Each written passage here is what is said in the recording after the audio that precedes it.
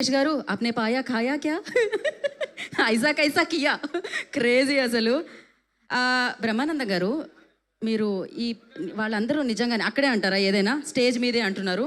Yeah, మీరు చెప్పండి, నిజంగానే వాళ్ళందరూ పాయా తినే? అవును, పాయా అందరూ డాన్సర్లు అందరూ తిన్నారు కాబట్టి అంత ఊపు వచ్చింది ఈ పాటలో. కరెక్ట్. మధ్యాహ్నం గణేష్ కూడా తిన్నాడు పాయా.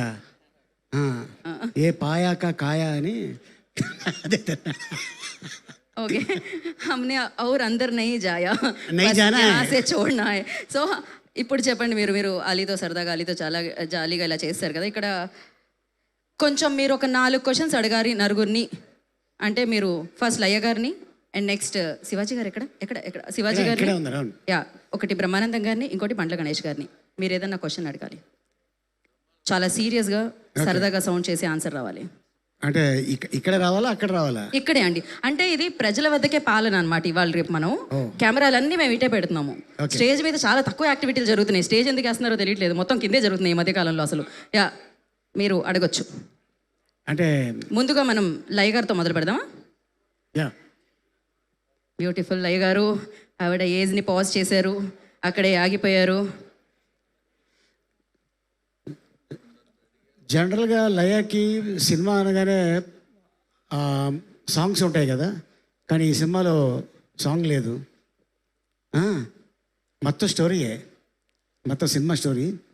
సో స్టోరీ చేయడంలో నీకు హ్యాపీ అనిపించిందా, లేకపోతే డ్యూయట్ సాంగ్లు ఉంటే బాగుండేది అనిపించిందా లయ? సార్, స్టోరీలో చేయడం బాగా అనిపించింది. అండ్ ఈ స్టోరీలో నేను ఏడవడం కాకుండా పక్క వాళ్ళని ఏడిపించడం ఇంకా బాగా అనిపించింది. సో మీరు అందరూ స్టెప్ వేస్తున్నప్పుడు చూడడం కూడా చాలా బాగా అనిపించింది. సో పాయా సాంగ్ చదువుతున్నప్పుడు నువ్వు కూడా షూటింగ్లో ఉన్నావు. అవును. ఆ పాట వినగానే నీకేమైనా స్టెప్ వేయాలనిపించిందా మనసులో? డెఫినెట్గా సార్ అనిపిస్తుంది, ఎందుకంటే ఆ సాంగ్కి ఆ బీటే ఉంది కదా. అలా మనసులో అనిపిస్తే మీరు ఇప్పుడు స్టేజ్ మీద చేసేయచ్చు. కరెక్ట్. ఏంటి మరి, స్టేజ్ మీదకి వచ్చాక బాగుంటుందేమో అని అనిపిస్తుంది. స్టెప్ మాత్రం అక్కడ వేద్దాం అనుకుంటున్నాం. ఇప్పుడు నెక్స్ట్ మనం శివాజీ గారిని ప్రశ్న ఇప్పుడు అడగబోతుంది అలీ గారు, ఆన్సర్ చెప్పబోతుంది శివాజీ గారు. అనే శివాజీ, అంటే డైరెక్టర్ కథ చెప్పగానే జనరల్గా నువ్వు అడుగుంటావే, ఏంటి సాంగ్స్ పెట్టకుండా ఓన్లీ కథ చెప్తున్నావు అని ఏదైనా అనిపించిందా మనసులో? ఏం లేదన్నా, బడ్జెట్ తగ్గుద్ది కదా, ఇంకా హ్యాపీ. అవునా? సాంగ్ లేకపోతే బడ్జెట్ తగ్గుద్దానా? కానీ సాంగ్స్ అవసరం లేదన్న ఈ సినిమాకి అవసరం లేదు. సో ఈ ఒక్క సాంగ్ చాలంటావు, పాయా సాంగ్ ఇది చాలు. ఓకే, ఈ ఒక్క సాంగ్ చాలు, 6 సాంగులతో సమానం. So all the best Shivaji. Thank you అన్న, ఎందుకంటే ఇది పెద్ద హిట్ అవ్వాలి. థ్యాంక్ యూ అన్న. మీ ప్రశ్న 2 సాంగుల చుట్టూనే తిరిగాయి. ఇప్పుడు సాంగులో చేసిన బండ్ల గణేష్ గారిని ఏమడుగుతారో చూద్దాం అనుకుంటున్నాను నేను.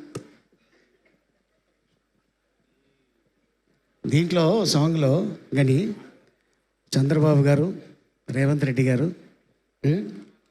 And Trump, and power star Pawan Kalyan song చేస్తున్నప్పుడు నీకు ఎవరి పేరు రాగానే నీ బాడీలో ఊపు వచ్చింది?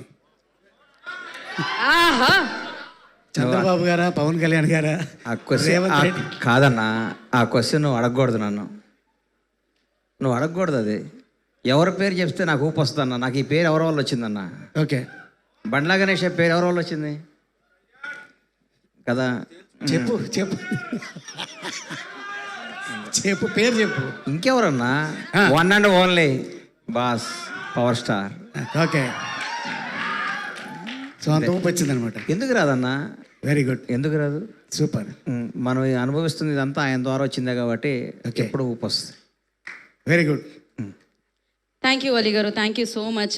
మీరు పాయా ఎన్నిసార్లు తిన్నారు అని అడుగుదాం అనుకున్నా. అసలు ప్రశ్న అడగాల ఏంటి? మీ ఆవిడ గారి యూట్యూబ్ ఛానల్లో చూస్తే నాకే 30 సార్లు తిన్నానేమో అనిపిస్తుంది అనమాట అది చూస్తుంటేనే. అండ్ ఇప్పుడు